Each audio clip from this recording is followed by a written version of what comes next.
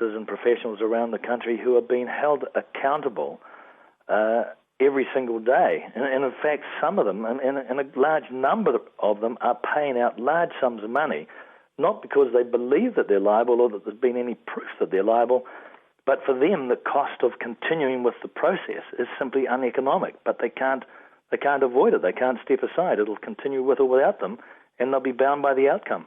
But my understanding is that an awful lot of the builders and developers, say in the last 10 years or so, no longer exist in the entity they did and are essentially protected. And that's certainly getting people frustrated.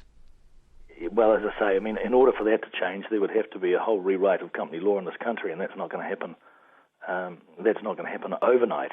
I mean, it doesn't matter what you buy or anything else. I mean, exactly the same principle applies in relation to any commercial transaction. If the entity that you purchase that product, whatever it might be, a house or whatever, isn't there at the time that a problem arises, then you've simply got nobody to sue.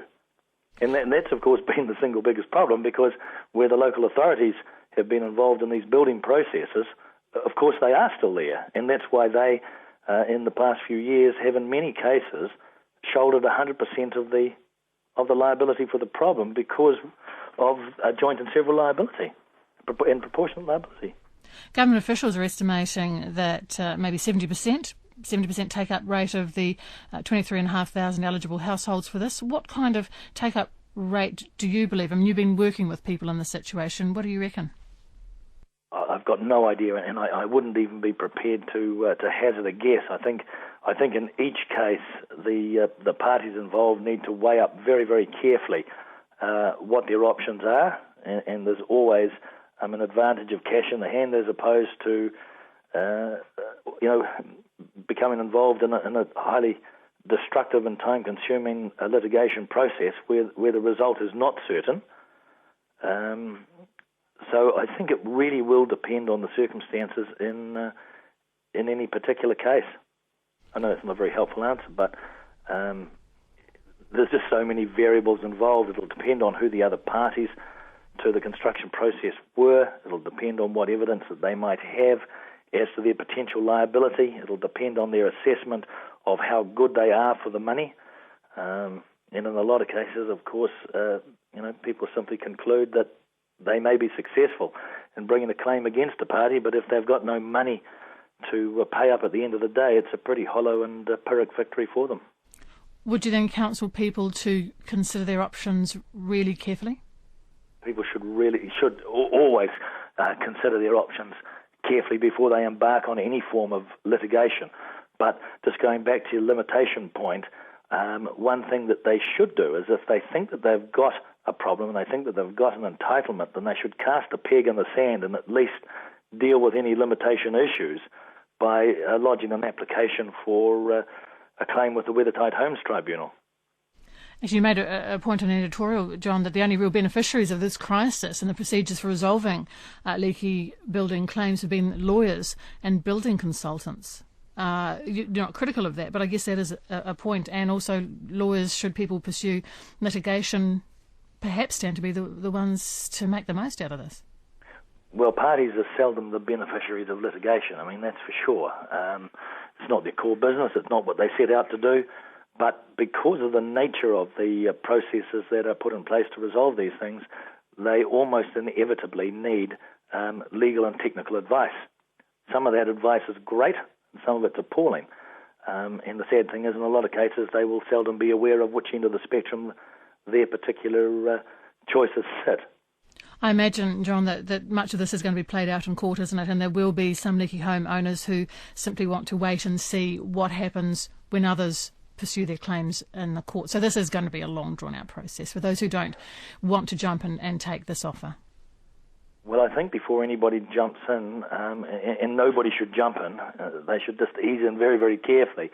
They need to see exactly what the detail of the scheme is. They need to understand precisely how the value of the work is going to be calculated.